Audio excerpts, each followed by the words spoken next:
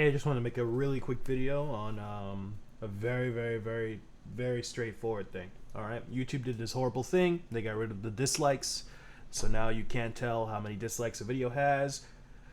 Personally, I hate that. I think it's horrible. How am I supposed to know if a video is actually useful? Right? We all hate it. That's why you're here. That's why you clicked on this video. Okay, 5 seconds. So, if you want to find out how to get rid of it, all you have to do is literally Google it. YouTube dislike extension. Click this one, return YouTube dislike, install it, assuming you have Google Chrome, which you need, which you should honestly be using. There's no alternative that's better.